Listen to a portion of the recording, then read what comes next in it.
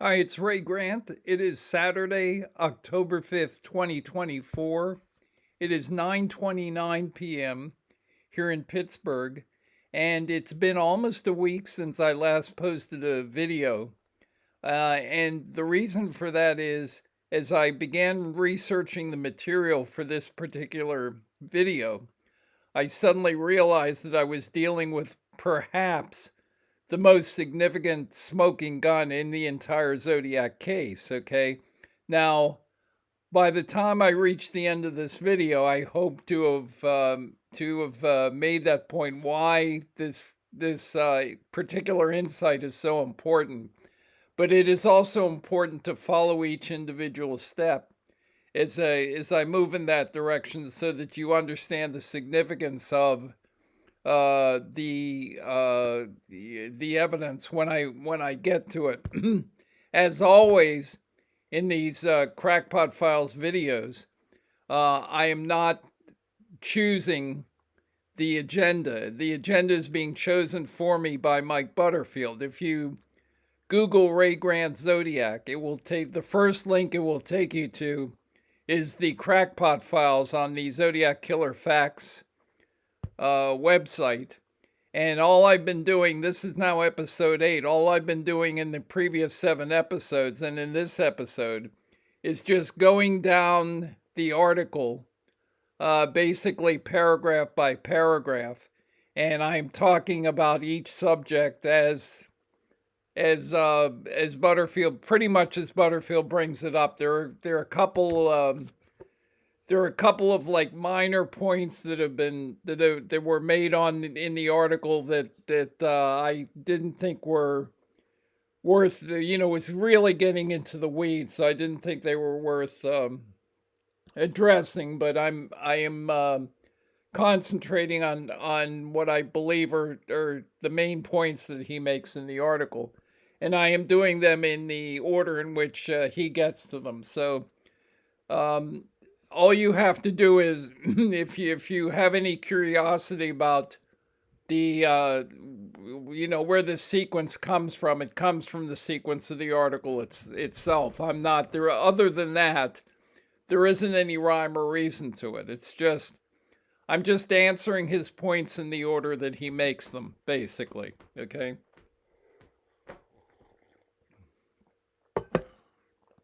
So let's begin. Here's what he says for this episode. Grant is not content to claim that the Riverside Police Department alone tampered with evidence. Okay?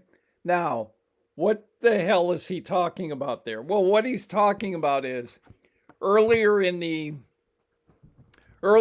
article, he talks about the 907 watch that was published by Inland Empire magazine in 2008, which, as I pointed out, the Riverside police don't know where that photo came from. Apparently, they took it at some point, but what the what the circumstances were surrounding that particular photo, they don't know. The one of the reporters who was covering, Bob Webster, who was covering the case back in the early 1980s, told me in 2013 that he had never seen that photo before. I've been following the case since 1985. I'd never seen the photo before.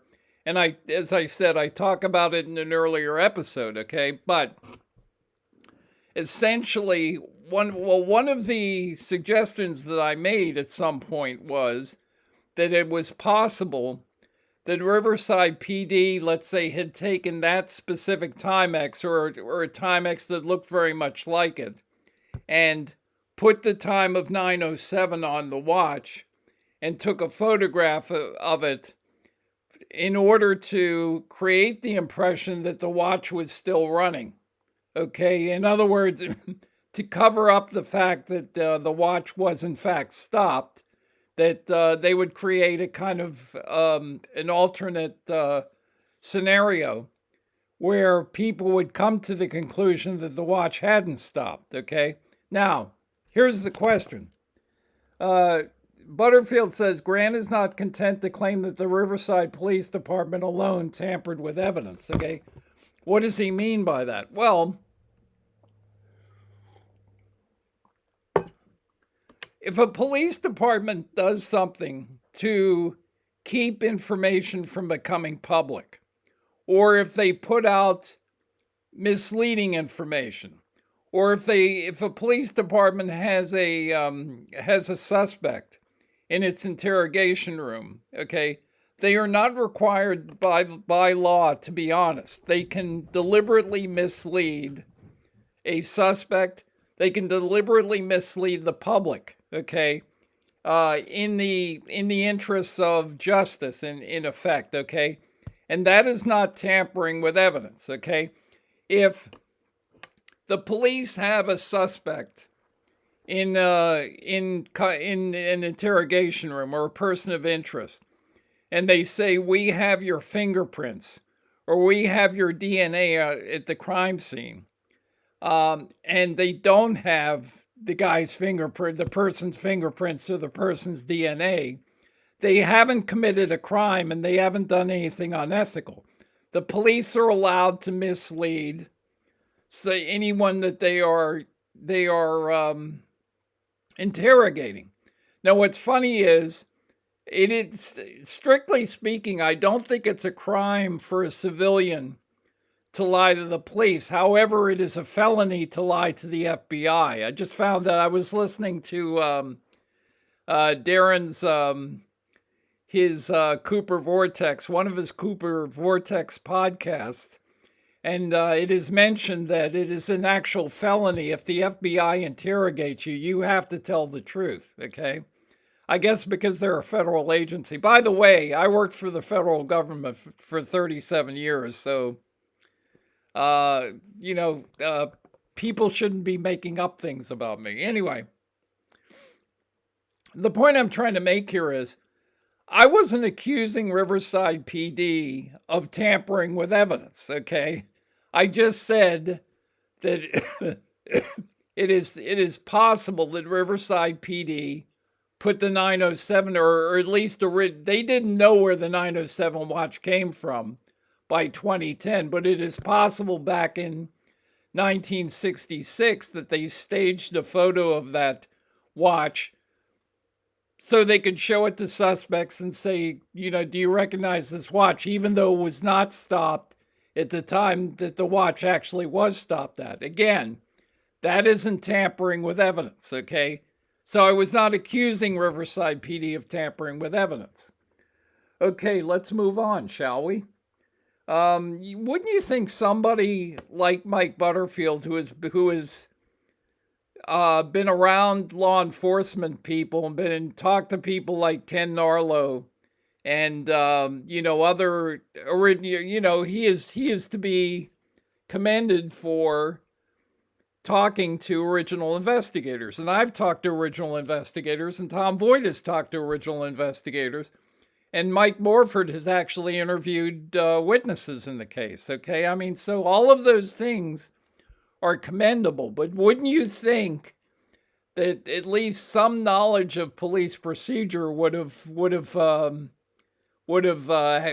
made its way into Mike Butterfield's thought processes? Maybe not. Okay, let's move on. He means Ray Grant also theorizes that authorities altered the Zodiac's first coded message prior to its publication in the newspaper.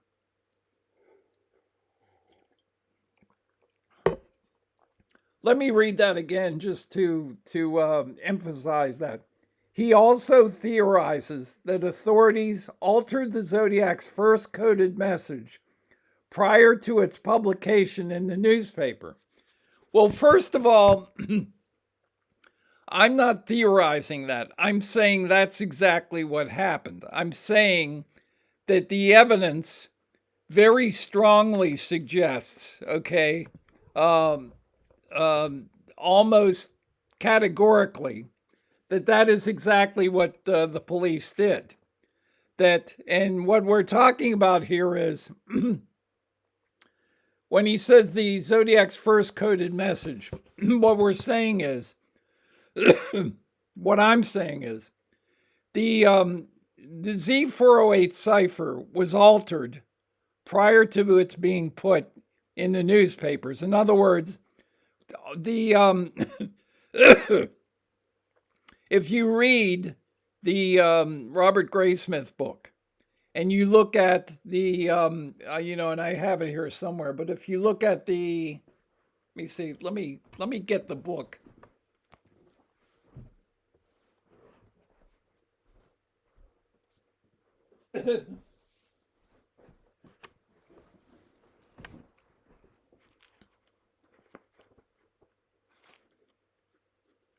If you look at the sections where Graysmith is actually, he has the three sections of Vallejo Times Herald, which is here, San Francisco Examiner, and the San Francisco Chronicle. Okay, and he also has the actual letters that the symbols stand for post post solving them. What I'm saying is that there are 408 characters, and 20 of those characters were changed by, I believe, by Vallejo PD, okay, prior to being published, so that when you see the, anytime you see a picture of Z408 or any of the individual portions of Z408, what you are seeing are, what you're seeing is actually you're seeing a cipher that has been altered prior to being put out in front of the public. Now the question is, does that constitute tampering with evidence? And again, the answer is no, because the police are not required to, they're not, as any person who follows the Zodiac case should know by now, the police are not required to tell you what they're doing. The police are not required to tell you what they know. The police are not required to give you an accurate idea of what they think and what they don't think, okay? It's just, that's part of the deal with having a police agency is the police agency doesn't come out, they're not transparent. They don't come out every 5 minutes and say, okay, here's where we are on the case, okay? So that if police decided, if Vallejo PD decided the day that they received the cipher, the three ciphers were received by the three newspapers. If Vallejo PD decided, you know what, we're not putting out that cipher until we change things, that is not tampering with evidence. It's creating what is called an investigative key, okay? And an investigative key is there, again, for the reasons I've pointed out, which is that if you look at the original Zodiac cover letters, what the Zodiac killer says is, I'm going to give you some details with which only I and the police know, okay?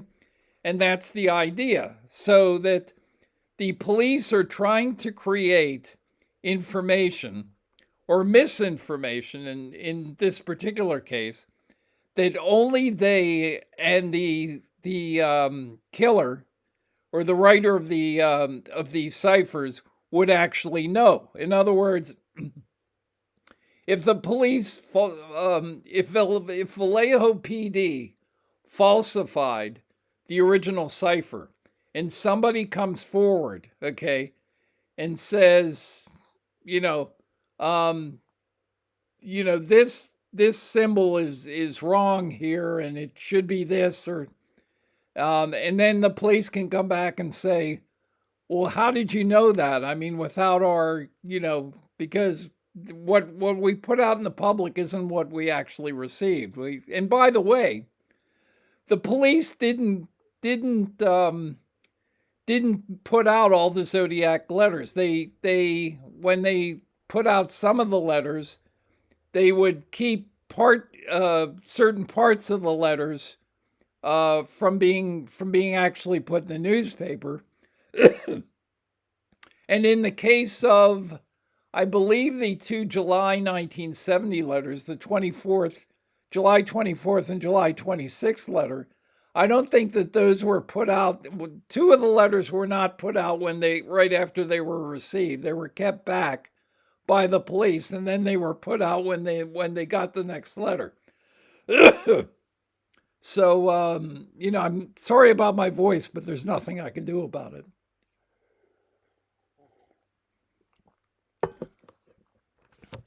So, anyway, for Vallejo PD to alter the ciphers before they were put out is not unethical, and it's not tampering with the evidence, okay? And I'm saying that's exactly what Vallejo P did, okay? Let's move on. And it's not, as I said, it's not a theory. I'm saying that's exactly what they did. Okay. This claim has no basis in fact and is refuted by photographs of the Zodiac's actual handwritten codes. Huh? Let me get this straight. It's refuted by photographs of the handwritten codes. Okay. Let me see here. The Zodiac sends codes in, sends 3 cipher portions to the newspapers. The police get a hold of those cipher portions and they alter them. Okay. And then those altered portions are put in the newspapers. Okay. So how would you be able to know that what you saw in the newspaper was what was originally written by the Zodiac? You wouldn't, okay? I don't understand that logic at all. This claim has no basis in fact and is refuted by photographs of the Zodiac's actual handwritten codes. Whatever was put in the newspaper is what the police and the newspapers allowed to be put in the newspaper, whether it was what the Zodiac originally wrote or not, okay? So there's no logic in that sentence. And it doesn't prove anything. It doesn't even address the issue. As these illustrations clearly demonstrate, the codes have not been altered by anyone except Gareth Penn, okay? Well, I'm through the magic of iMovie. I can now insert images in my my narrative. Okay, so I'm going to put up. This is a picture. This is a picture of an image from page 50 of Gareth Penn's book Time 17, and you can get to this picture yourself by Googling "Read Gareth Penn's Time 17" online. If you Google that phrase, it will take you to Dave Aranchek's website and his article in which he posts Time 17 online. And if you click on part 1, under the image of the book there, it will take you, I believe, to the first 71 or first 70 or 71 pages. And page 50, all you have to do is scroll through those, and you will get to page 50, and you will see what is on that image there. Now, there is something very important that you need to consider, before I get to what the changes were in the cipher, is that if you look at that image, you will note that it has been made. It is not a photograph. It's not a copy of the actual ciphers. What it is it's an image that was created on a Mac 128 back in 1987. The book came out in 1987. Gareth Penn, and I know this because he and I were correspondents at the time when we talked on the telephone. Gareth Penn and I had the same computer. We both had a Mac 128. And what you see there is a font which was created on a Mac 128, okay? And this image of the Z408 was created from scratch by typing in those symbols, okay? So it is not as if Gareth Penn somehow created a bad photocopy or something like that of the image that was put out by the newspapers. He didn't. Gareth created his own Z408 from scratch, and he typed in each symbol, by hand. He typed in each symbol individually, okay? So it was not it was not a result of carelessness that the 20 symbols that are different from what we normally see for example, in Graysmith's book. It's not by accident that those are different. In other words, Gareth, very much on purpose, created what is on page 50, and 20 of those symbols are different from the symbols that were published in the newspapers and ultimately in Graysmith's book, okay? So, what is he? Oh, okay. So in other words, there isn't what Gareth has in his book is something that Gareth intentionally created. Okay, it isn't something that's the result of some sort of mistake or carelessness on Gareth's part. Okay, because he was looking at each individual symbol when he was typing it in. Okay, and he had to put together that font or either that or get it from somebody, but somehow that font was created, and then he chose particular symbols. He chose the symbols that he has in that grid are symbols that he chose as opposed to the ones that were in the newspaper grids. Okay? So Butterfield goes on, while Grant may choose to view this as proof of Penn's guilt, those who have followed his career and are familiar with his work will note this is just another instance in which Penn never bothered to check his facts, just like Grant. This is a ridiculous point, okay? It doesn't make any sense, okay? Gareth never bothered to check his facts. How does this work exactly? Somehow, Gareth managed to typing from scratch, 20 typos, okay? It said, that's what he's saying. He's saying Gareth has a document that is 408 characters long, and there are 20 typos in it, okay?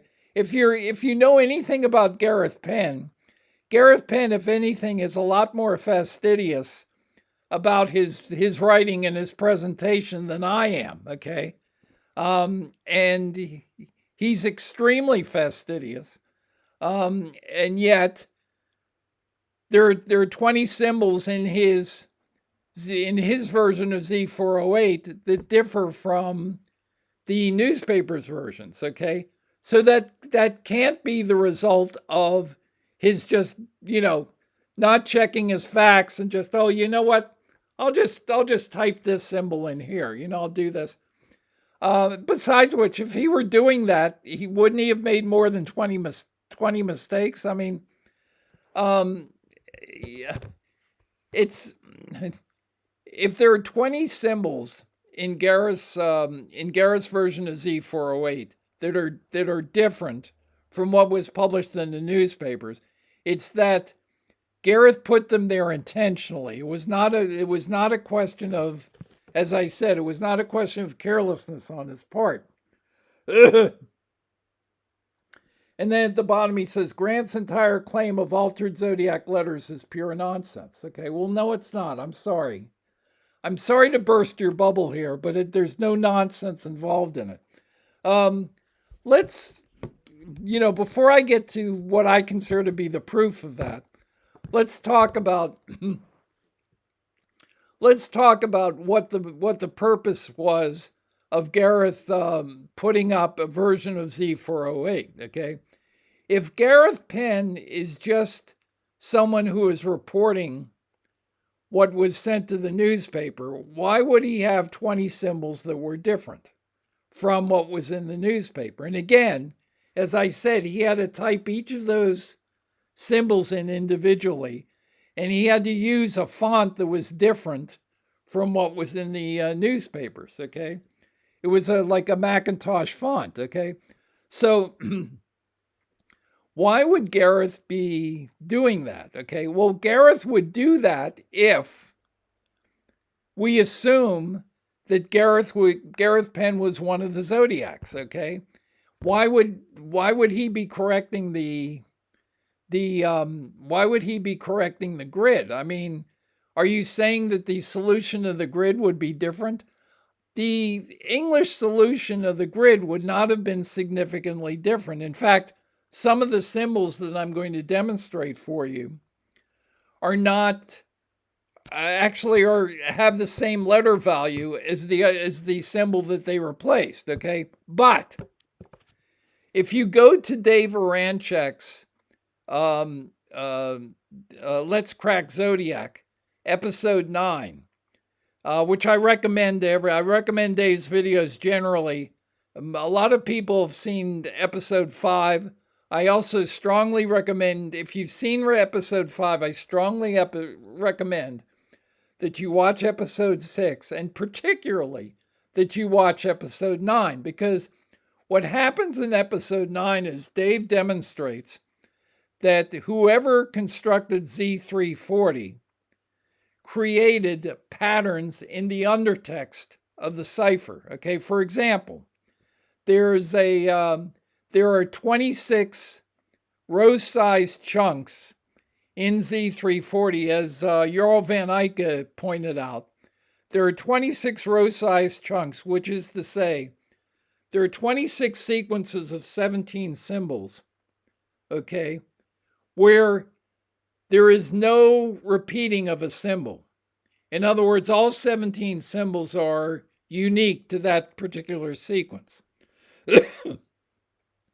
That can have been well, let me put it to you this way. That, when you add that to the other little messages that he talks about in the undertext, for example, that he used the same, even though he had multiple chances to create his backwards L sequences, he still used the same symbol each time, okay? So the point I'm trying to make here is that even though the English solution to Z408 would not have been significantly changed, it would have changed what the undertext would be.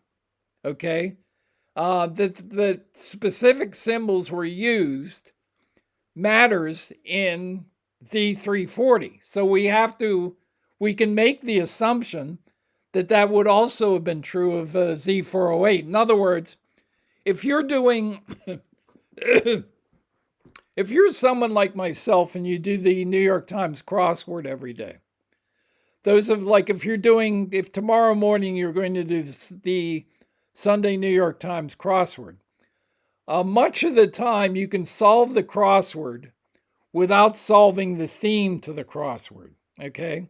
A lot of times the theme to the crossword is actually independent of the solution to the crossword. However, but sometimes it isn't. Sometimes solving the theme helps you solve the crossword, okay? So, but they're two different things, and they're two different layers of the crossword. And it's the same idea. In other words, when Dave solved Z340, he was solving the he was translating symbols to letters, okay? But there were also themes that had nothing to do with that translation. For example, Dave pointed out that that the phrase "life is" happens. It actually happens at the end of the first half of the cipher, and if it's symbols, I think 164 to 170 or 165 to 170 is no, it'd be six. So it'd be 164, 165, 160. No, it'd be 165 to 170. That's right. Okay. So that's life is comes at the end of the first half of the cipher, and then death is the last 5 symbols of the cipher. So not only do you have the English translation of the cipher, but independent of those, you have this what looks like a theme, which is life is death. Excuse me, life is death. Maybe I'll write that out. I don't know. So the point to be made here. Let's try this.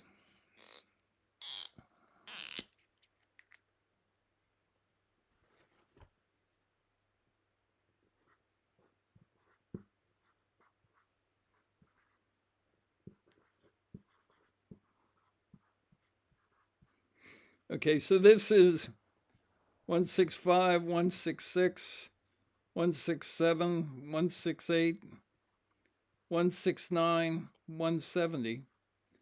And this is, let's say 3, 4, so 336, 337, 338, 339, and 340. Okay, so this is what the symbols in the symbols in Z340 are. This phrase is the independent of the English translation of Z340. Life is death. Okay? Now, Dave says at the end of his video, I don't know if it's supposed to be put in. Well, it's probably supposed to be like a completely separate theme. Okay? And I've explained why in my other videos. I'm not going to bore you with the details, but it's the same idea. Okay, so what I'm trying to get at here is that the particular symbols that were used by the Zodiacs mattered to the Zodiacs. So that is why Gareth would have published the actual symbols in his book, even though it didn't matter as far as the actual solution. You're still going to get, I like killing people because it's so much fun and so forth, okay? But the sequence in the undertext would have been different because the symbols would be different, okay? So that would be his reasoning for doing that, okay? That would be the reasoning of the Zodiac Project to do that, which is, and that's why he corrected things like the Timex watch that was found by Sherry Bates wasn't stopped at 12. Well, it read 12:23, but was actually stopped at 12:22, and 12:22 is the clock time of the border between California and Nevada. Now, as I said, there are 2 quibbles involved with that. It would actually be 12:21:50 because the border between California and Nevada is 131 degrees, not 132. Also, obviously, the hour hand would not be pointing straight up. It would be pointing, however that's supposed to look, 11 degrees to the right of vertical. So, but allowing for those 2 quibbles, one can say, in effect, the California-Nevada border, which is apex to Lake Tahoe, where Donna Lass was abducted and murdered, that can be said to represent a clock time of 1222, which was the clock time in Riverside, and which is two of the angles in the determinist triangle in Greater Boston. Okay, so that would be the logic behind Gareth putting the original cipher out, even though it had been changed. Okay, now what exactly happened with the cipher? In other words, if the if the Zodiac killer sent a cipher that basically looked exactly like page 50 of Time 17, then how did 720 symbols end up getting changed?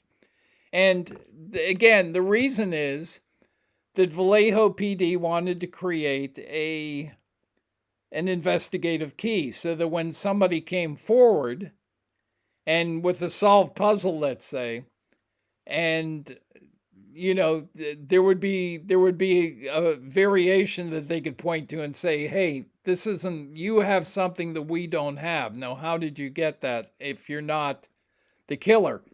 And in point of fact, when Donald Hardin and his wife solved the puzzle, they were investigated very aggressively by the police, because the police considered it a distinct possibility that whoever solved the puzzle might actually be the Zodiac killer. And it took a while before they were convinced that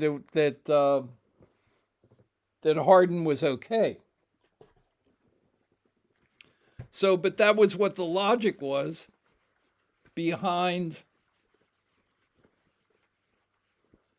the police changing the symbols. Now the next question is, how did they change the symbols? And I'm going to do some show and tell here. Maybe I'll well, this is the easiest one to use, so maybe I'll just use this. Let's take a look at how these symbols were changed. Let's look at Vallejo. Go to,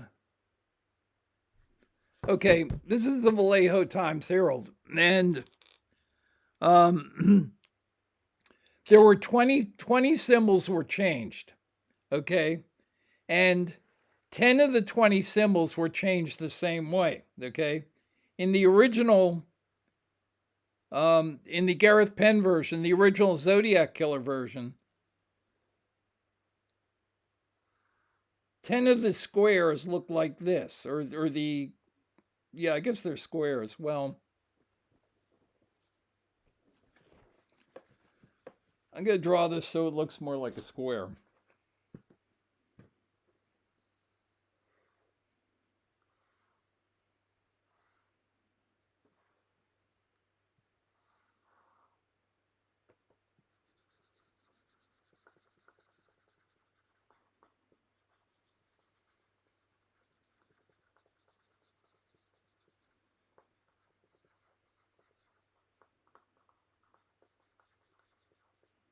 Okay, in the original Gareth Penn version, 10 of the changed symbols were like this. They were a square where there's a diagonal that runs from the upper right to the lower left.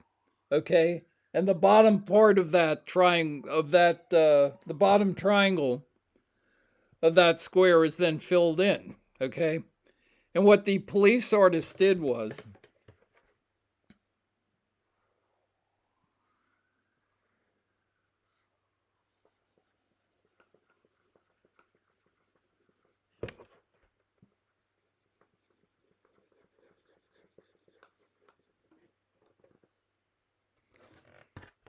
he then filled in this part of the, so that both of these, by the way, denoted an L in the final solution, so it didn't change the solution.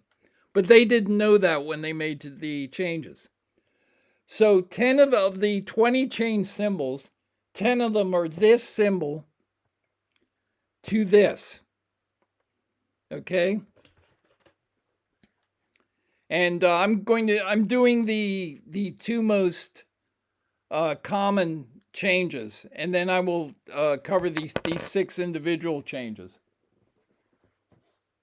So that change is the one that was most common. It was just the police artist taking a half-filled square and filling it. The second most common change that the police artist did was this.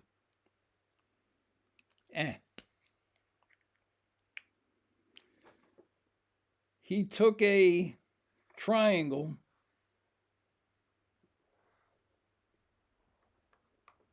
like this, an empty triangle that was dotted. Okay? And what he did was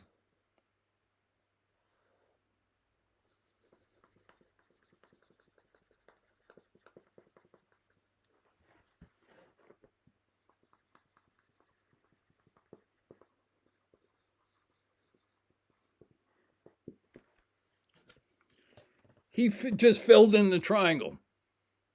So he just took his pen or took a marker or what have you and just filled in this. Okay, there are 4 of those. So 14 of the 20 symbols that were changed by Vallejo PD were 10 of them were the half-filled square, which was then filled in, and 4 of these, the dotted triangle, which was then filled in. Okay? And I'm going to go through all 20 changes. And I will, again, this is where I would benefit greatly by having Mike Butterfield, because he's a much better artist than I am. But anyway, let's go. Okay, Vallejo times Harold, row 4, column 5, half-filled square to filled square. Row 5, column 16, dotted triangle to filled triangle. I just showed you those 2 examples. Number 3, row 7, column 4, capital I to curved lower stroke. Okay, that looks basically like this.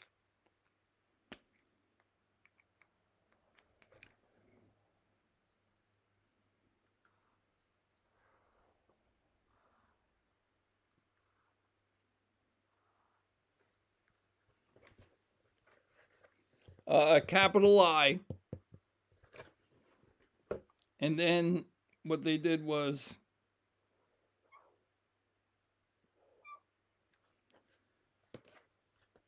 change it into something that looked like that.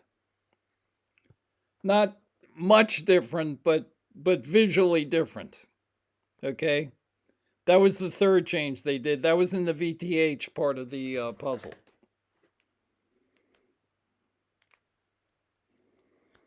Let's move on.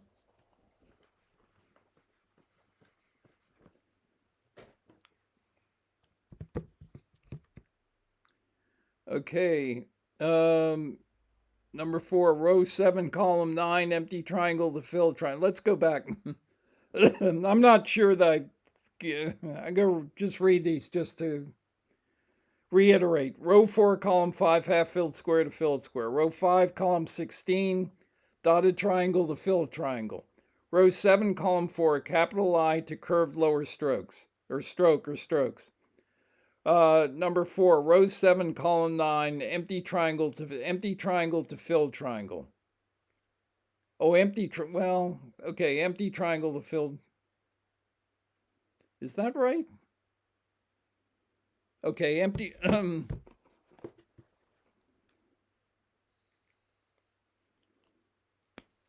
Okay.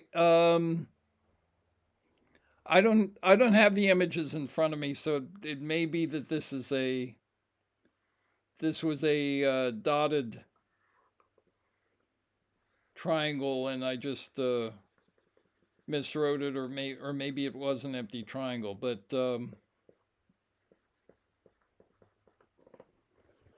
you get the idea. Okay, this would be an empty triangle. This would be a filled triangle. Okay, it would just be all the police, again, for all the ones I've showed up till now, except for the eye, All the police artist would have had to do is just fill in a space with his pen or with a marker. Okay? So we're not talking about something that would have taken very long. It might have just taken them 5 minutes to do it. Okay? Okay, I say empty triangle. Oh, okay. Row 7, column 14, dotted circle to Q. Okay.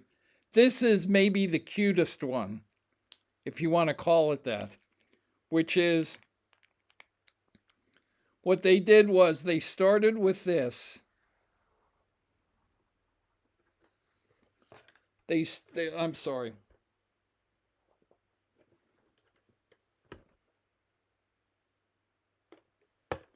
They started with a dotted circle.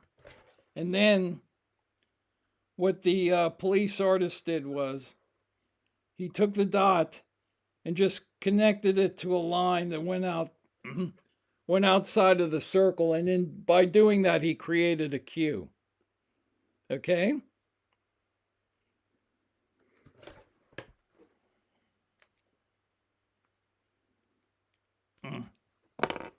Okay.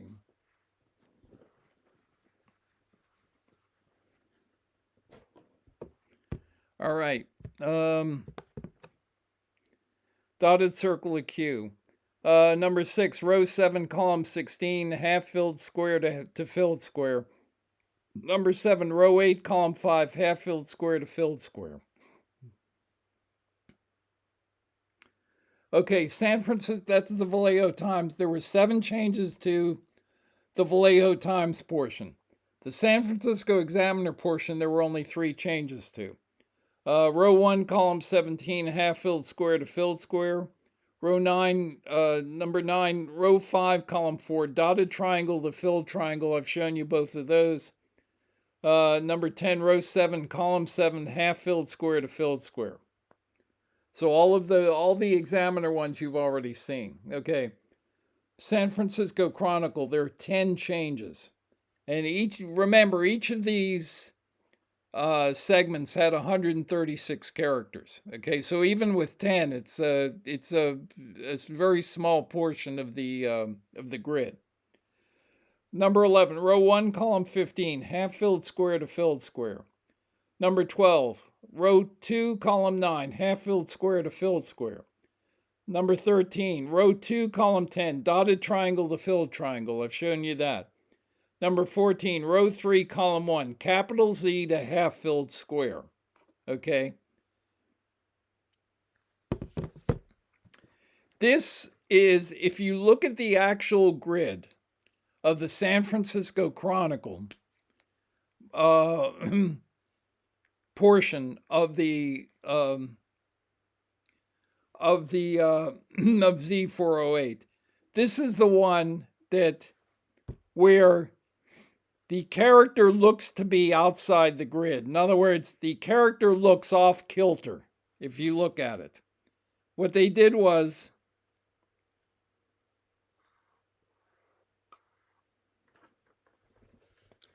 they took the Z that was in row 3, column 1. They took that Z and then they turned it into this.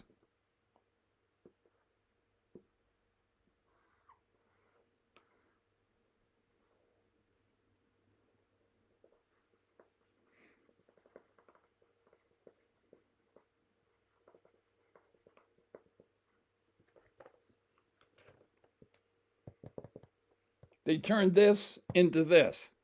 Okay, now again, what you will notice, if you look at that specific character in the grid, you will notice that it is just slightly offline. It's just slightly tilted, as if the police artist didn't get it perfectly right, okay? But, in whatever it's been now, 55 years and counting, no one has made particular note of that, okay? But that's what it was. It was originally a Z, and then it was turned into that.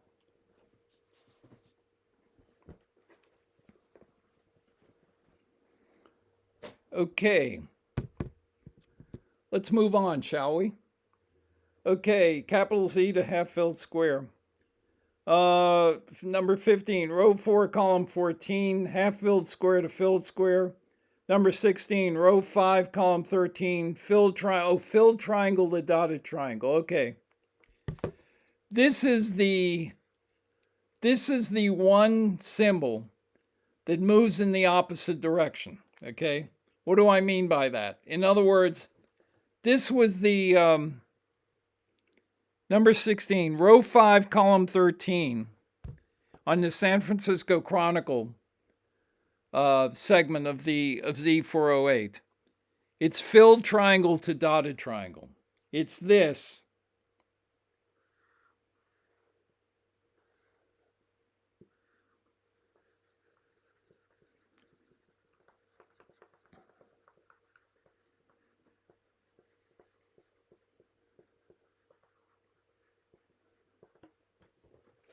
The original symbol was a filled triangle. Okay. What did they change it to? I shouldn't say they, it was a police artist, but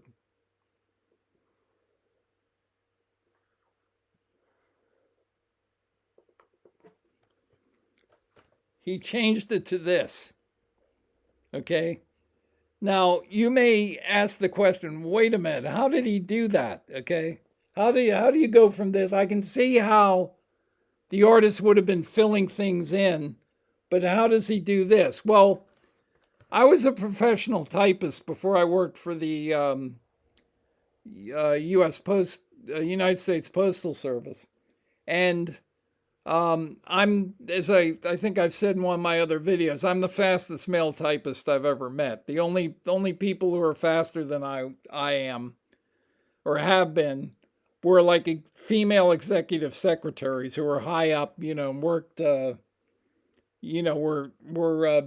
basically big shots in their companies. And they had better equipment than I had too. Okay, but one of the things that we used in our trade was this thing called liquid paper. And if you're familiar with the rock group the Monkees, you may remember Michael Nesmith, who was the lead guitarist for the Monkees, a great guitarist also. And I really like his work on Daydream Believer. That's him on the lead guitar. And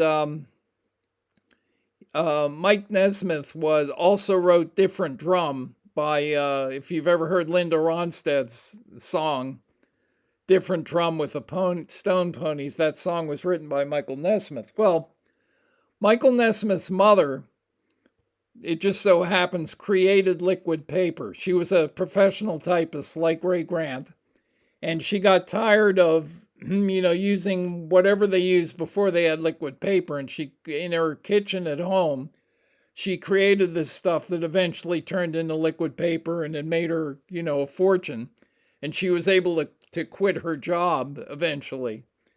Or actually, she was fired, but it didn't matter. She was making big money with liquid paper.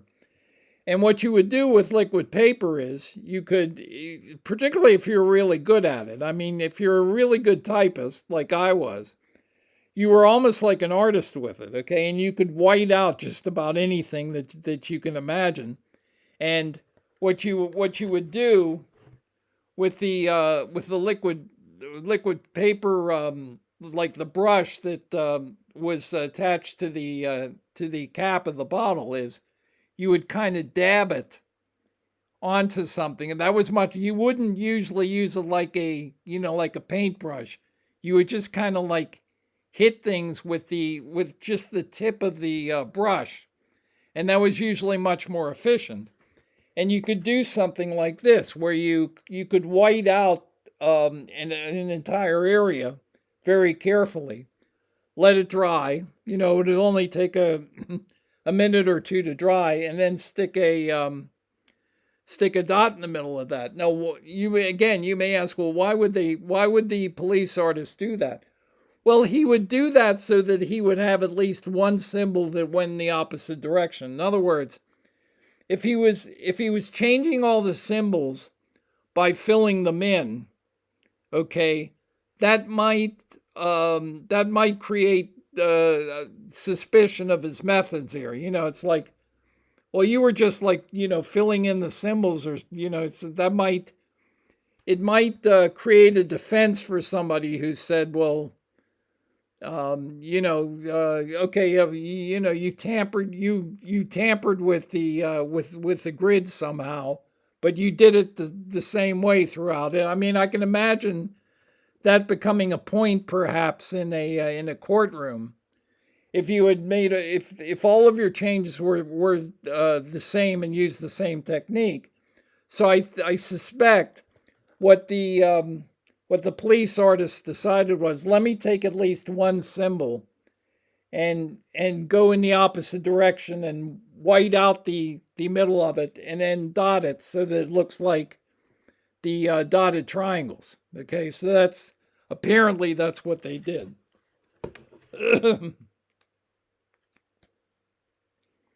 By the way, all of these are assumptions. The difference between me making assumptions and hobbyists on Zodiac Killer message boards making them is that the assumptions that I make are backed up by the evidence, okay? And theirs aren't.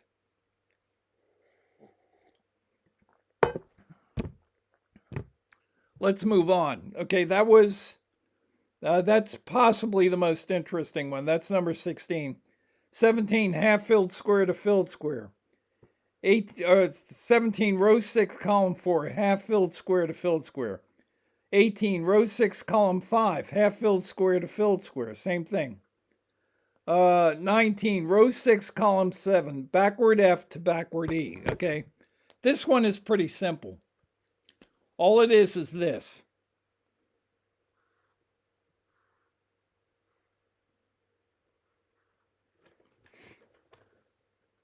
It's a backward F in the original Z408 grid. And the way they changed it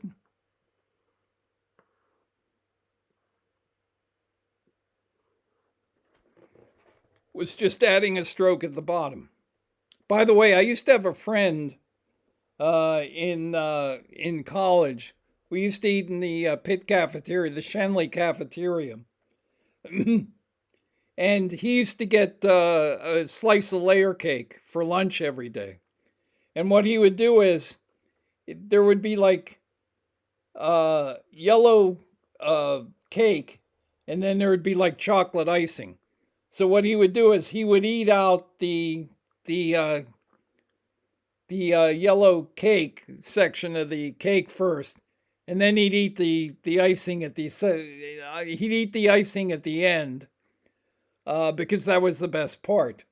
And that was actually, I guess that would actually have been the letter F, not the letter E, because you wouldn't have had icing on the bottom. But anyway, I always think about that when I see those letters. So, I mean, that would have been pretty simple.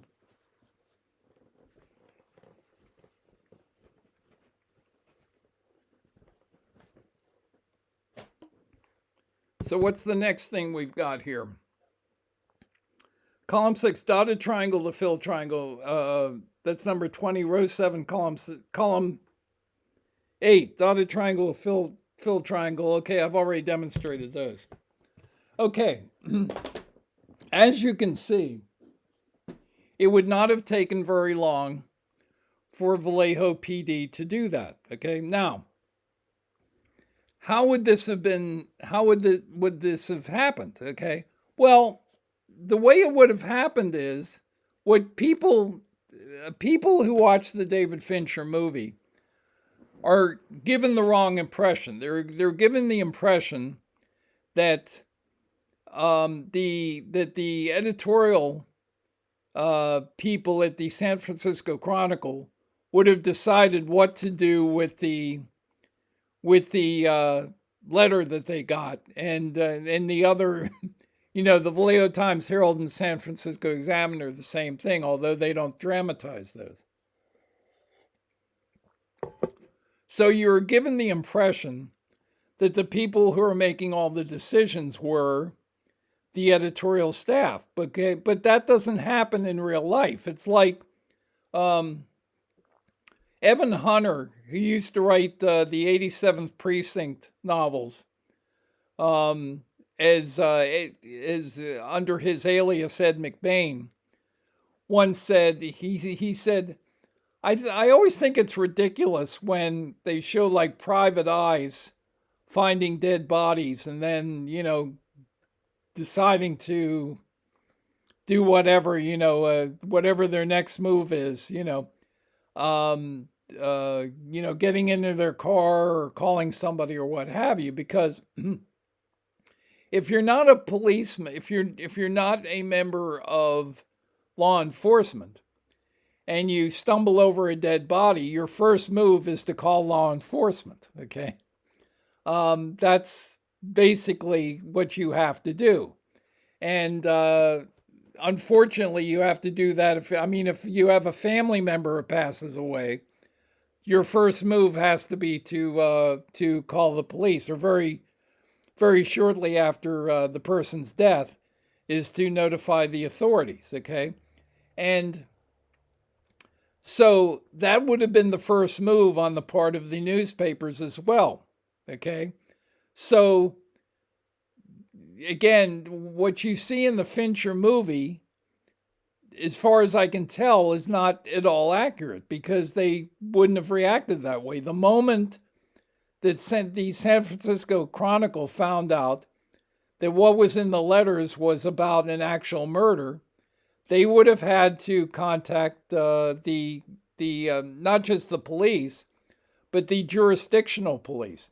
And you have to remember that on August the 1st, 1969, the police who had jurisdiction in the Zodiac murders and they didn't know that, they hadn't seen the name Zodiac yet, of course. That didn't come till the next letter.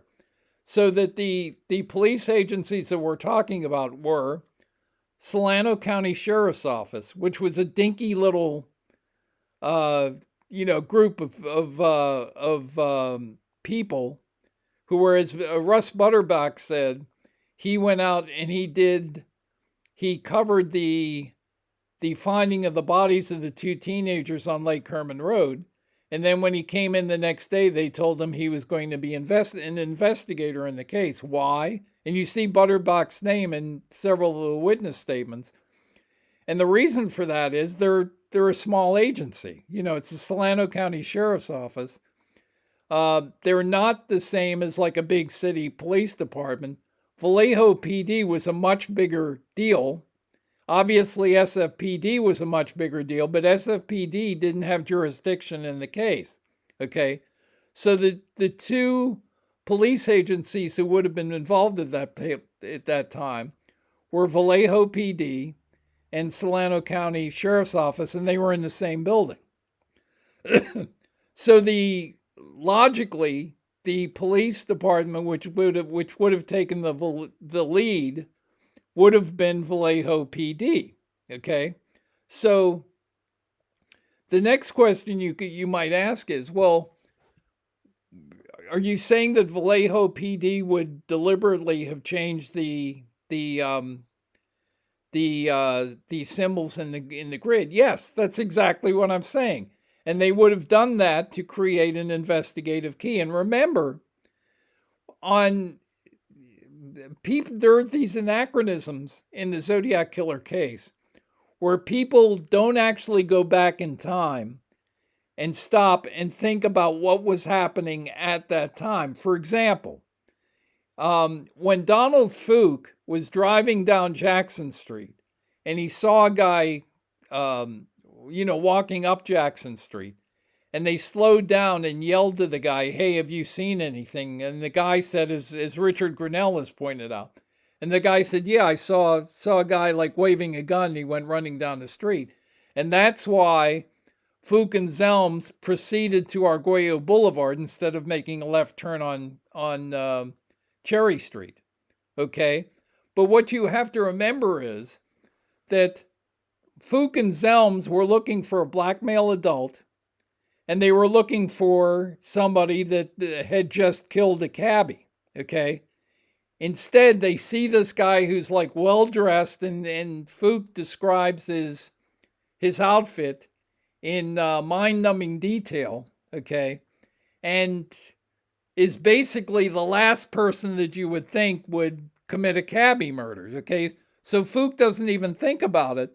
And as Armin Pellicetti pointed out, he didn't mention that he had that he had seen someone that, well, what Pellicetti says is that the guy was actually white, and then Fuchs says that he react. Oops, we should have stopped that guy, or at least talked to him or something like that, because they assumed it was a black man who had held up and killed a cabbie. Okay. So, and no one knew that it was the Zodiac until a couple of days later. Okay.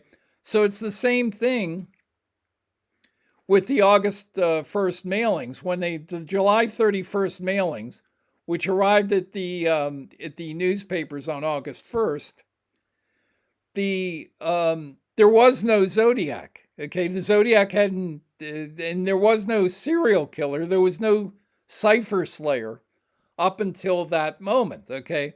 So you might ask, for example, well, if Vallejo PD changed the symbols for Z408, why didn't they change the symbols for Z340?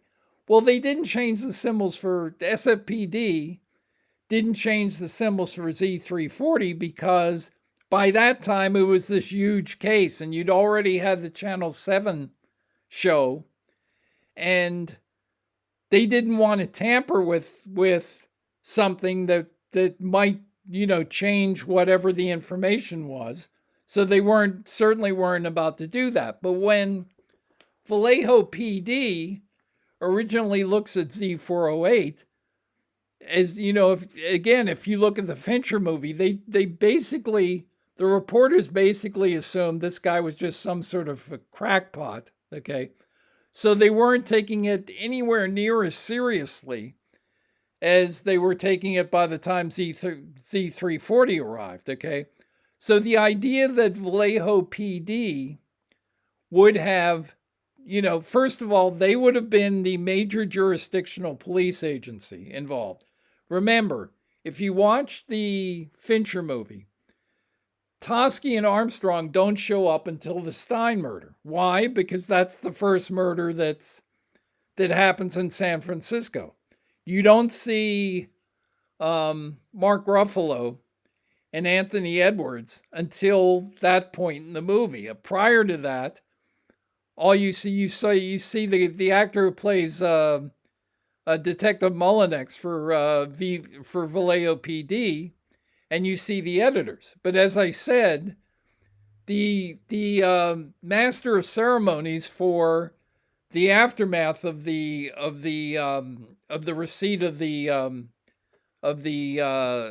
Z408 cover letters would have been Vallejo PD. It wouldn't have been the editors. If the editors don't immediately cooperate with the police, then the police are going to say, fine, next time you send a beat reporter over to our department to get information, forget about it. We're not going to give it to you. We'll give it to your competition. Okay.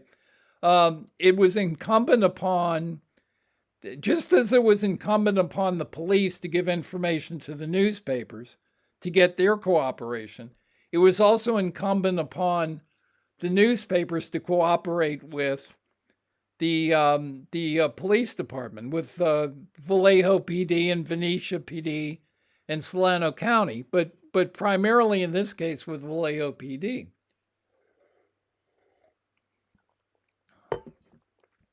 So the procedure would have been, and there's a segment in the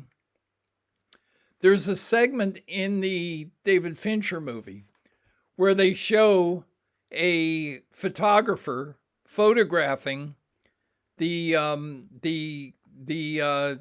cipher portions. Okay, what I think actually happened is the Vallejo PD went to the San Francisco Chronicle and the San Francisco Examiner, which were in the same building, and the Vallejo Times Herald, which was right down the street, and got the originals of the cipher portions, and told them, we will give you, we will give you copies of these after we, check them for fingerprints or what have you. And then took them back to headquarters and had their police artist alter 20 of the symbols, okay? And then give copies of those, kept the originals and given copies of the letters to copies of the ciphers to the newspapers with the altered symbols in them. Now, you may come back and say, well, wouldn't the newspapers have realized that that the ciphers were altered? No. In the case of the Examiner, they only altered 3 of the symbols. In the case of the Vallejo Times Herald, they altered 7 of the symbols. Even in the case of the Chronicle, they altered 10 symbols out of 136, okay? And it would have taken somebody who is really an observational genius to notice that 10 symbols in this cipher grid had been altered, okay?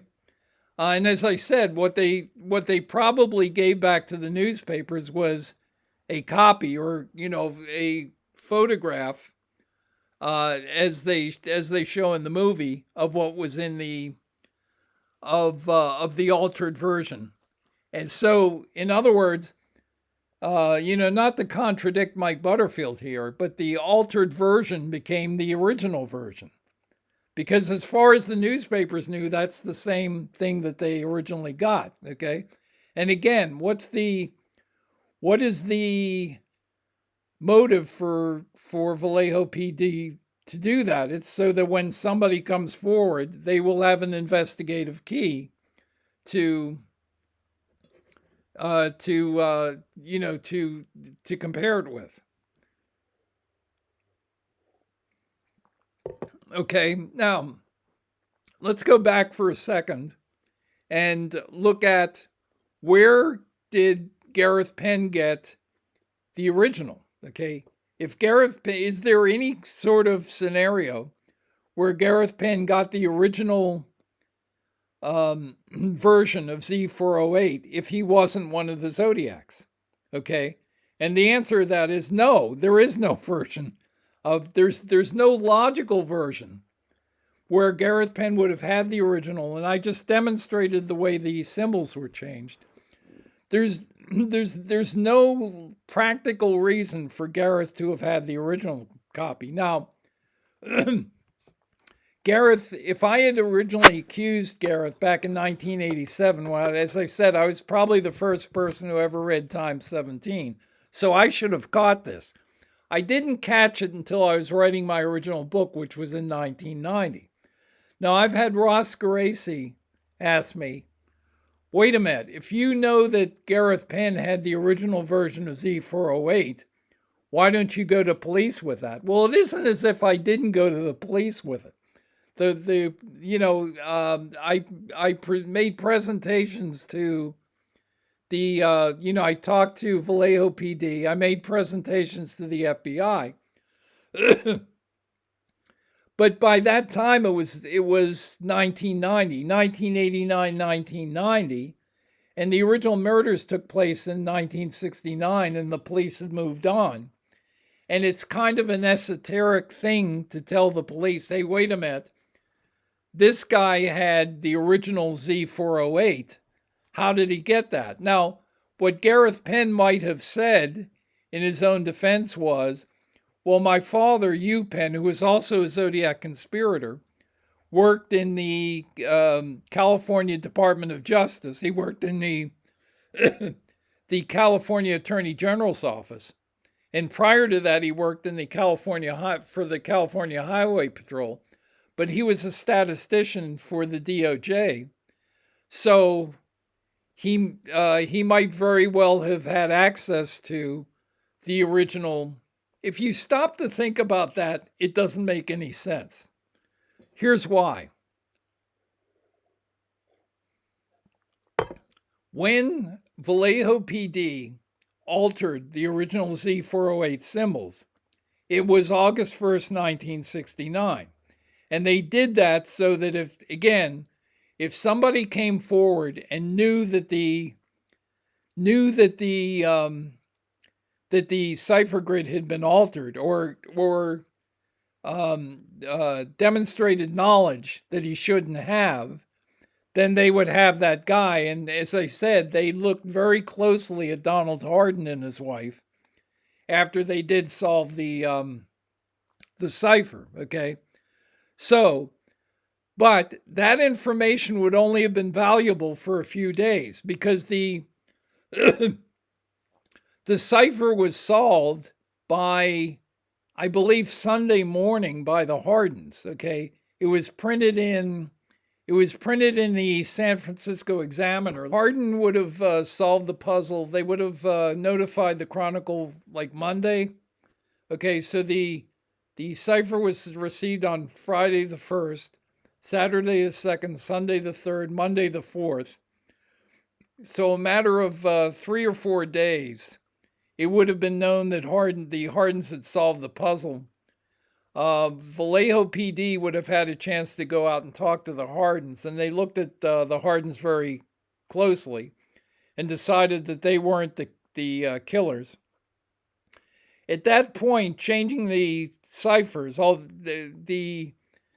keep in mind, Vallejo PD doesn't know in 1969 that there's going to be an internet or that people are going to be talking about these murders 55 years later. So that as a result of that, the importance of them changing the symbols would basically have stopped the moment someone came forward with a solution and they could check that person out and decide that he wasn't the killer, okay? In other words, there wouldn't have been any reason even to mention to anyone that they had changed the cipher symbols. The only reason it would be important to anyone, as I said, it would be important to the original killers because they would want the exact symbols that they had sent recognized, so that Gareth Penn would put those symbols in his book, so that at least a couple of years prior to the Terminus event, the original version of Z408 would be out there. It would be out in the public for people to see, and as I said, for the same reason that that Z340 had an undertext, as you can see in Dave Aranchek's episode 9 of Let's Crack Zodiac. It's the same idea, okay? So it was important to the Zodiacs that the original version see the light of day, okay? It would not have been important to Vallejo PD once the cipher was publicly solved, because that's what they were going for, and they knew that the Hardins weren't the killers or killer. So or Donald Hardin wasn't the person who'd killed the Zodiac victims. And again, remember, at that point, the Lake Berryessa murder hadn't happened yet. The Paul Stein murder hadn't happened yet. All they had were the original letters, and then in the beginning of August, they had "This is the Zodiac" letter.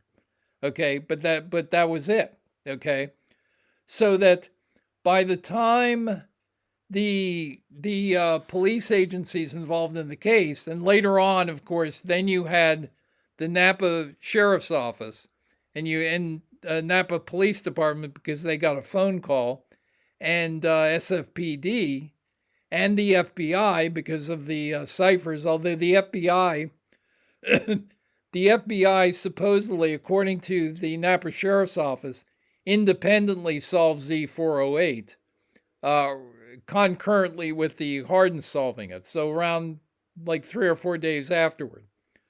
So that the point I'm trying to make here is that it would no longer have mattered to the police, to Vallejo PD, that it would no longer have been a significant point in the investigation that they had changed the original symbols. Okay, so that when when the various police agencies in the case began sharing information, which happened right around the time of the Riverside memo to Napa, which was October 20th, 1969, the police agencies in the case got together and started sharing information on, what they had, because they assumed that they were dealing with the same person.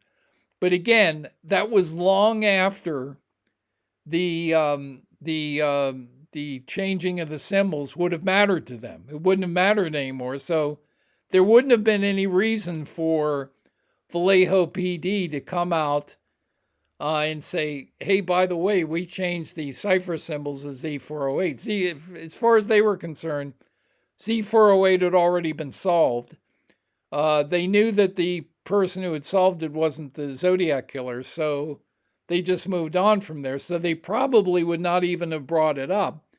So there wouldn't have been any particular reason for Vallejo PD, for example, to send the original grid of Z408 to Sacramento, to the DOJ's office, which is where Penn worked. Okay, and it wouldn't have been a matter of particular importance to anybody. Okay, that the symbol it's of importance to us as Zodiac enthusiasts, because we're interested in every aspect of the case. In this particular case, it's of interest to us because we now know that, I've known since 1990 that Gareth Penn put out what was the original version of Z408, and then it was changed by the Vallejo PD police office, police artist. Okay, now there are people watching this video who are going to say, probably Richard Grinnell, who are going to say, well, this sounds like fiction to me. This sounds like pure speculation. Well, let's take a look at I'm going to, as I said, I'm going to be feeding this into iMovie so we can take a look at what Vallejo PD was saying in their own police report. Okay. What's interesting, if you look at if you look at the Vallejo police report, starting on page 31, you will note that Vallejo PD had been investigating the Darlene Ferrin murder. That's essentially what their police report is about. And on page 31 of that report, they are talking about what happened roughly a week prior to the receipt of the letters. Maybe I should look at these specific letters, but you can look at them yourself because I'm going to put them on the screen here. So what's on page 31 is roughly a week prior to the receipt of the letters. And again, from whenever July 5th, which is when the shooting actually took place of Darlene Ferrin and Michael Mageau, up until page 31, that's what they're talking about. They're talking about the investigation of the murder of Darlene Ferrin. So on page 31, they are roughly a week prior to the receipt of the 3 cipher letters, the Z408 letters. On page 32, they're still right around that same time frame. Okay, and you notice on both of these pages, they are filled with notes, and the notes run right down the page. They're not what they're specifically talking about isn't of particular importance. What is important is the way that the police report is structured. You can see that each page of the report has notations on it and has what the police department was doing on that case. So we have looked at page 31 and page 32. Let's skip ahead momentarily to page 34. Now we have gotten to a time frame which is roughly a week after the receipt of the 3 Z408 cover letters, okay? And now they are talking about events that are taking place around August the 7th, 1969. And again, this page has several notes in it, several paragraphs. And if you look at the next page, which is page 35 of the police report, it's the same thing. It's a continuation of what was on page 34. So prior to page 33, on page 31 and 32, we have pages of the police report that are detailed summaries of what the police were doing. And that is also true of pages 34 and 35, which happened after page 33, and were also about details of the investigation that took place about a week afterwards, okay? So let's look at the central page there, page 33, in which the time frame is August 1st, 1969, okay? You would certainly expect, first of all, that there would be a tremendous amount of detail on that page, number one. Number two, whatever was on that page would have to do with the mailings themselves, would have to probably an extremely detailed narrative about the Vallejo Times letter, which contained the Z408 portion, and the San Francisco Examiner cover letter, which contained, again, each of these also besides containing the cipher portions, each of them contained a third of the cipher, but they also contain details about the crimes themselves, the 2 crimes in Vallejo. So you have the Vallejo Times Herald letter, you have the San Francisco Examiner letter, and you have the San Francisco Chronicle letter. That's a lot of detail to have on page 33, isn't it? Okay, well, let's take a look at page 33 in the Vallejo police report. There it is, okay. You see any detail there? All it says on that page is that they received letters on August 1st, 1969, and the rest of the page is blank. Okay. Was there some sort of a law that said that they couldn't talk about ciphers? No, because later on in the same report, they talk about the hardened solution to Z408. So, and they don't even talk about the main body of the cover letters where the writer is talking of, the Zodiac is talking about the details of the crime scene. There is nothing on that page, okay? The question is, originally when the material for that page, if this is some sort of summary report, was typed up, one has to assume that there was all kinds of entries and information about what took place on that day, because it is arguably the single most important day in the history of the Zodiac investigation. And yet, if you look at the police report of the most significant police agency at that time, the most jurisdictional police agency involved, of course, Solano County was also, but Vallejo PD was a much bigger agency, and they were in the same building. All of that is gone. Why? Could it possibly be that page 33 contained information that Vallejo PD did not want to become public? So they just removed that information. They removed that part of the report. Okay. Now, I don't know what the history of the Vallejo police report has been from the standpoint of what originally happened. How did we originally get these reports, and who gave them to us, and what were the rules, and so forth. Okay.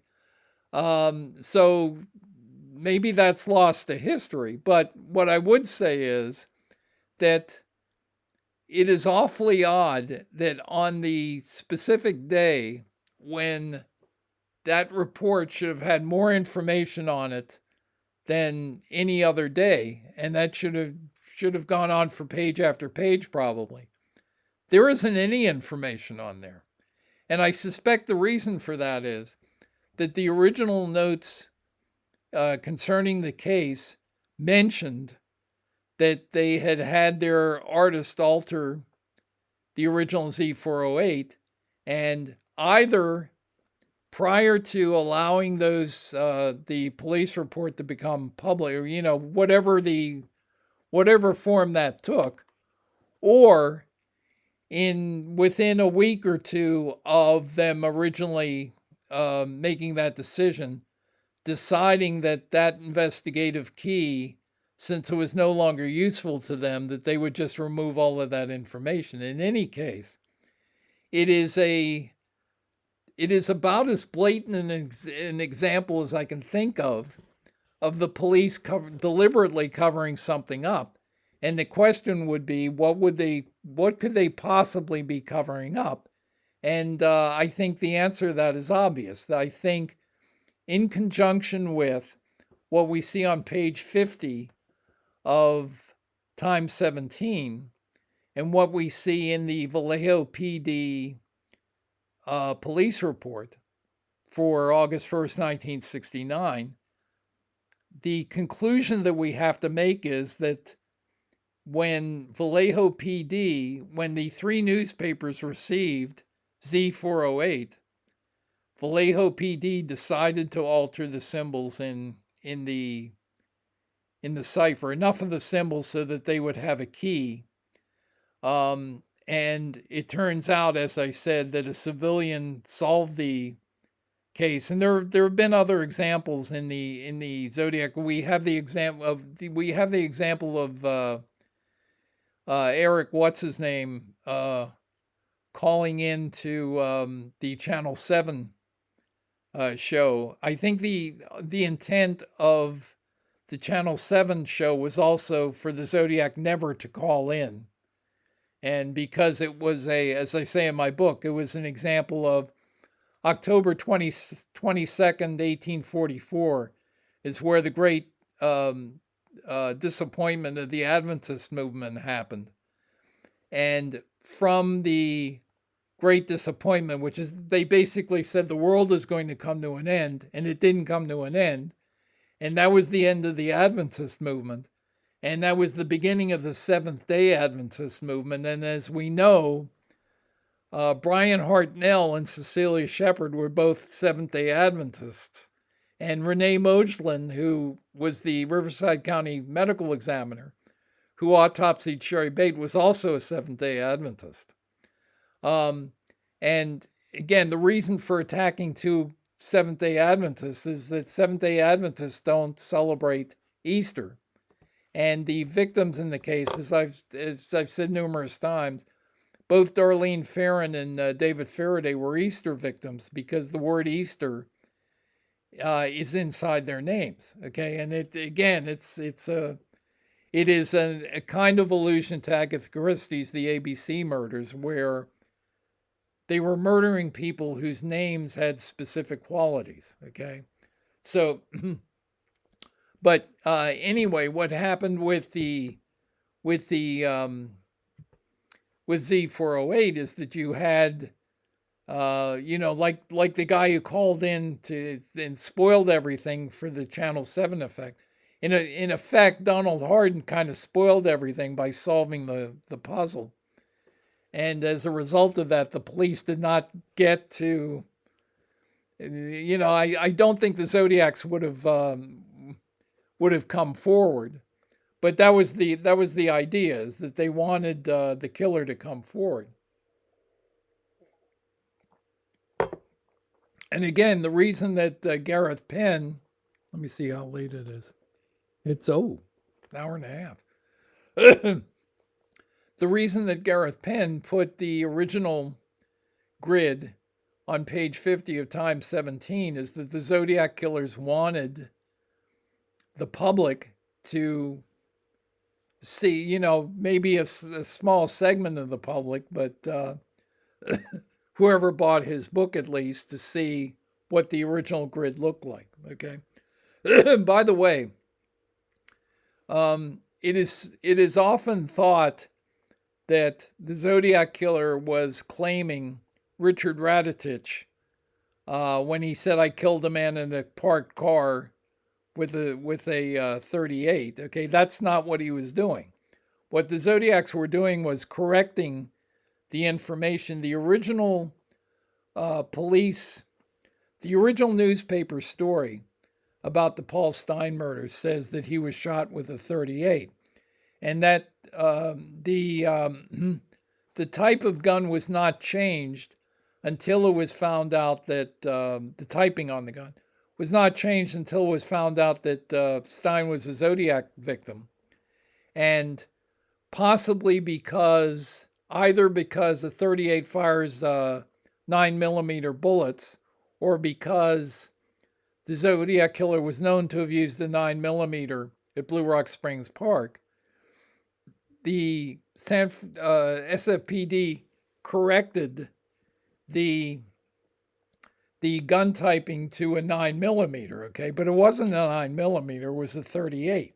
That's what the original, I was talking about what the hospital told the Napa Register in Lake Berryessa. What the SFPD told the San Francisco Chronicle in San Francisco was that Paul Stein was shot with a 38. Now, I don't think the Chronicle made that up. Okay, now granted, very often you will see mistakes in the original news coverage of crimes. You see it a lot in the Zodiac case. And, supposedly Paul Avery told Gareth Penn that Paul Stein was shot with a 38. I don't know how seriously to take that. However, I believe that Paul Stein was shot with a 38, and when in the Mount Diablo letter, the Zodiac says, "I shot a man in a parked car with a 38." He's talking about Paul Stein. Paul Stein had just put his cab in park, and we know that he was shot immediately after he did that because he didn't put the meter flag down. Okay, so he pulls the cab over. He puts the cab in park. His next move is to pull the flag down, but at that point, the killer stuck his gun against the right side of his head and blew him away. So, and he was in the back seat. So, anyway, so I hope that I have explained why we should believe that Gareth Penn was one of the Zodiacs and what the reasoning was, and why what's on page 50 of Times 17 is different from what has been published, for example, in the Graysmith book. And again, I am, as I pointed out, I'm talking about all of this because Butterfield brought it up. And I'm just explaining why I think that, and I think my reasoning is pretty solid. There are things that are absolutely inexplicable in the Zodiac case, and in the when we're talking about Z408, there are two things that don't make any sense. One of which is, why does Gareth Penn in his book have a Z408 grid which is different from what we see, what was put in the newspapers and what we see in Graysmith's book, for example. That's number one. The other thing that doesn't make any sense is, why is the page that would have covered the receipt of that letter, which would have been the most significant day probably in the entire investigation, why is that page in the Vallejo police report blank? Okay. You put those two things together and you can make sense out of it. The reason for it is that Vallejo PD changed the grid, okay? And I'm again, this is another one of those things where it's kind of like the Sherry Bates thing, where I say Sherry Bates didn't charge the books out; they were charged out by the Zodiac. I would rather be able to say, no, Sherry Bates charged the books out, because I could avoid all kinds of grief. Unfortunately, I'm looking at the evidence and I say, she was never in the library, so she couldn't have charged out the books. Same thing with Gareth. I've gotten grief over the years from various people about this suggestion that Vallejo PD changed the original Z408 cipher is not what you see in the Graysmith book and in the newspapers. It's what's on page 50 of Times 17. Okay, I've gotten all sorts of grief for saying that. However, I've been saying it since 1990, and again, the difference is, in 1990, I came to that conclusion because I was sure that Gareth was involved, for other reasons, that Gareth was involved in the Zodiac murders, so that I assumed that, well, the police must have changed that. And I didn't know at that time, obviously didn't know in 1990, that when I was able to see the Vallejo PD police report for that day, that it would be completely whited out. Okay, which backs up what I said. How long's it been now? 34 years ago. Okay, so what I said 34 years ago is correct. Okay, so anyway, I would like to just a quick comment, say that I appreciate Ned DeHaan giving me a shout out, and let me see if I can. I don't know if I can do this or not. Let me. Oh, okay. This is my. I don't know if you can see that. This is my Kindle on my iPhone, and this is my. You can see Zodiac Killer Solved on there. You can see Case Closed. I had to read Case Closed for the JFK assassination thing. Oh, a Ted Bundy psychological profile. I'll be covering when I get to Bundy. But one of the books I have here is Ned DeHaan's Killer on a White Horse, which I read. I actually have, I don't think you can get a Kindle copy anymore, but I have it in Kindle. Killer on a White Horse, The Story of the Evening Watchman, which I enjoyed when I read it, I guess like a couple of years ago now, and I recommend this book, and I recommend, I haven't read Ned's other book, which I will get to when I have a chance, but this is a lot of fun. If you like Ned's channel, you will love his book. If you love Ned's channel, you probably love Ned's channel, so you will also love his book. So although I don't know if the print copies are available right now, so who knows. Ned will have to fill you in on that. But anyway, thanks, Ned. I really appreciate it. I will also say very quickly here that as a result of following Ned's channel, I've been I started listening to the Cooper Vortex podcasts that have Darren. His last name escapes me at the moment, but Darren's on the, see if I can get, maybe I can get Cooper Vortex here. Darren Schaefer. Okay. Yeah, it's a really good podcast series. I strongly recommend it. And I was originally, I think I did a video where I said, I'm just a hobbyist on the Cooper case, but I originally thought McCoy was the best suspect, and then I listened to whoever the guy's name is, Euless, and I became convinced that his suspect was. Let me see if I can get.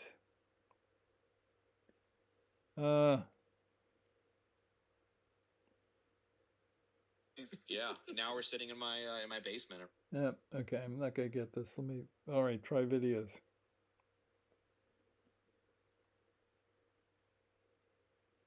That Gunther has, and again, the second chapter that I talked about earlier. Gunther says that the guy named was red and yellow. This is thrown at me a lot. Yeah, I originally thought McCoy was Cooper, and then I thought Eric Euless. Then I thought Eric Euless, his suspect, was probably Cooper. And then, oddly enough, I was listening to Drew Beeson on the Cooper Vortex, and Drew and I certainly are not on the same page as far as the Zodiac killer goes. But I found Drew's the podcast with Drew to be very convincing, and I am now convinced that Ted Braden was Cooper. Besides which, if you go to let me see if I can go to Ted Braden here.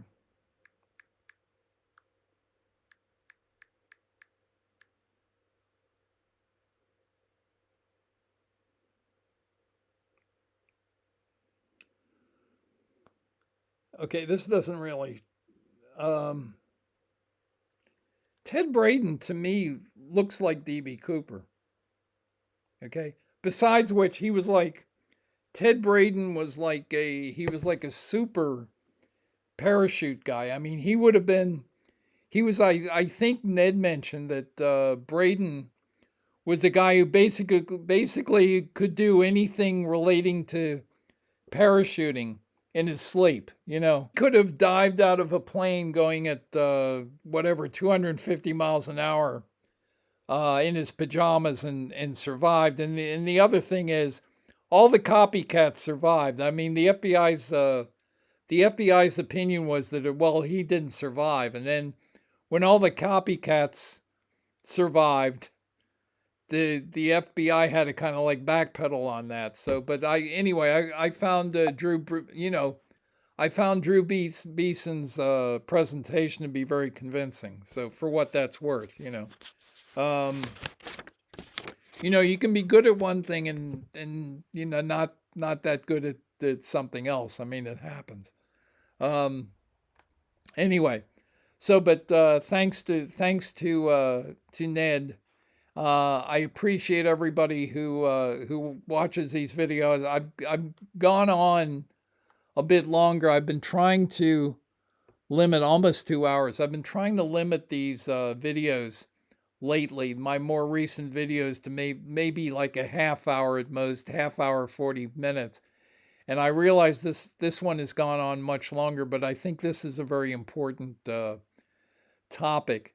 And that's why I kind of got caught up in just doing much more thinking about this particular video than I've had. I've been thinking about this stuff for the last, almost 40 years now. But I think this particular angle, I think, is as I think I said at the beginning, it's I consider it to be a smoking gun. I don't see how you can. It seems awfully convincing to me. Okay, maybe I'll ask Darren if Darren Schaefer would like to have me on his podcast. Maybe I'll ask Darren if he finds any of this convincing. I don't know. I've kind of given up on the Zodiac online community as far as being able to get my point across to anybody. But anyway, I thought this was interesting. I don't know what my next video is going to be on because I don't know what the next paragraph says in the Crackpot files. When I'm ready to do another video, which I hope to do in the next day or two, I will look at the next paragraph and find out that will be my next topic of conversation. But as I said, what what this video was about was basically page 50 of Time 17, which presents what I consider to be the original Z408, and my reasons for believing that Vallejo PD did in fact change 20 of the symbols in the Z408 grid. The reasons they did that, the reasons why that has not come down to us, why that information hasn't survived. And again, Vallejo PD would have no particular reason to dwell on that, since the shelf life of the generally speaking, the shelf life of any investigative key is only going to be as long as they get to the next group of interviews with suspects or with POIs or with witnesses.